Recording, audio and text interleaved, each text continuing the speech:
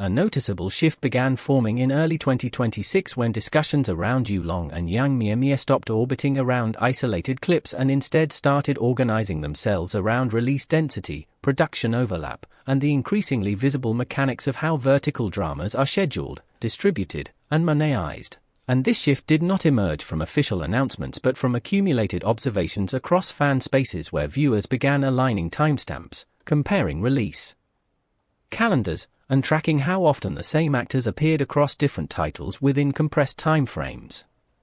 The cluster of February 2026 releases became a focal point for this analysis, not because any single drama achieved extraordinary standalone success, but because multiple projects featuring the pair appeared almost simultaneously, including titles circulating in fan spaces such as Lu, Your Greedy Little Wife Is Now Online, One Night in Midsummer, and Never Say It's Too Late to Fall in Love, all reportedly dropping within the same window, which created an effect where audiences encountered the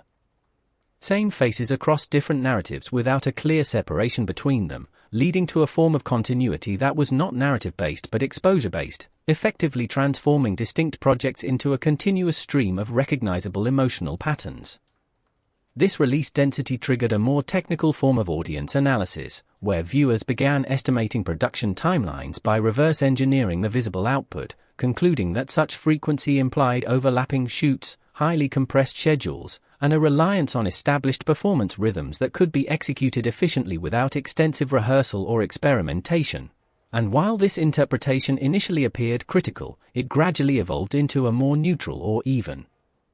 positive assessment among some groups who reframed consistency as a form of optimization rather than limitation, arguing that in a system driven by rapid content turnover, the ability to reproduce effective emotional delivery reliably becomes a strategic advantage rather than a creative constraint.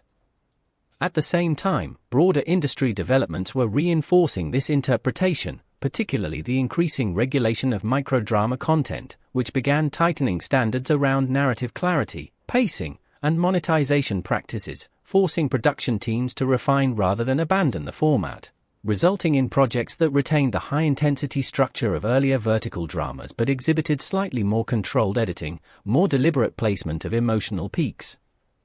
and clearer segmentation of episodes around monetization triggers such as paywalls, where the most engaging scenes are positioned immediately before access restrictions to maximize continuation rates. Within this structure, performances by Yulong and Mie Mie often appear at these critical points, not necessarily because of individual casting decisions but because their established on-screen dynamic aligns with the functional requirements of these moments, where tension must escalate quickly, emotional stakes must be legible within seconds, and reactions must sustain viewer attention long enough to encourage continued viewing, and this alignment has led to a growing perception among audiences that their presence is not random but structurally embedded within how these dramas are designed to operate. Comparisons with larger-scale productions during the same period further highlight this distinction, as major series such as Shine on Me achieved high visibility through traditional metrics including total views, platform heat index, and sustained narrative engagement across extended runtimes, while vertical dramas featuring Yulong and Mie Mie operated within a different paradigm where success is measured through repeated micro-engagements rather than cumulative viewing, creating a dual system in which long-form content dominates attention at a macro level while short-form content continuously reclaims attention at a micro level through fragmentation and repetition. This fragmentation becomes particularly evident in how scenes circulate across platforms, where individual moments are extracted, edited, and redistributed in multiple variations, often focusing on specific aspects of performance such as line delivery, facial expression, or reaction timing, and these fragments then migrate across different ecosystems, appearing on platforms like Douyin, Kuaishou, and Ziro Hongshu, where they are consumed independently of their original narrative context, allowing viewers to engage with them as standalone content rather than components of a larger story. Within this circulation process, certain types of scenes consistently outperform others, particularly those that contain elements of ambiguity or slight irregularity, such as delayed reactions, extended pauses, or expressions that do not resolve immediately, and these characteristics, frequently observed in performances by Mie Mie, generate higher levels of replay and discussion because they require interpretation, while Yulong's more stable delivery provides a structural anchor that maintains coherence, resulting in a dynamic where clarity and ambiguity coexist within the same scene, increasing both accessibility and interpretive depth.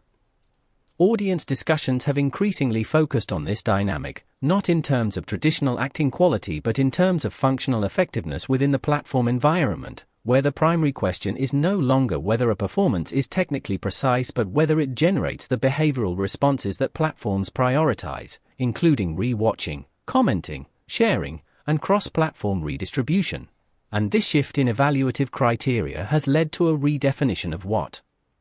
constitutes success for actors operating within this space. At the same time, comparisons with other rising CP pairings have introduced additional complexity, as newer duos often emphasize heightened emotional expression, rapid pacing, and visually striking interactions designed for immediate impact, which perform well in initial distribution but tend to produce less sustained discussion, while Yulong and Yang Mie Mie's performances, characterized by their relative restraint and occasional irregularity, generate ongoing analysis that extends beyond the initial viewing window, creating a different form of visibility that accumulates over time rather than peaking quickly.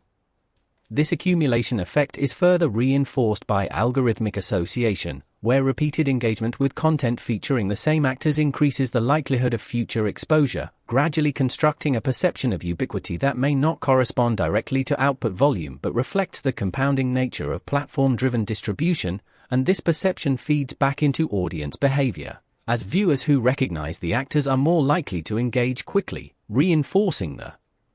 cycle.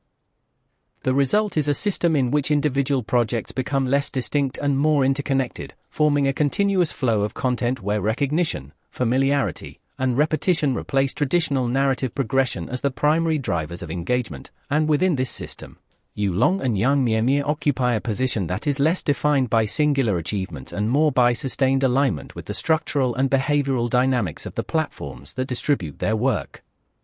This alignment does not eliminate criticism, as debates about performance precision, emotional range, and creative limitation continue to persist, but it reframes those debates within a context where effectiveness is measured not only by artistic standards but by the ability to maintain visibility and engagement within a rapidly evolving media environment, where the boundaries between content, distribution, and audience interaction are increasingly blurred, and where success is determined as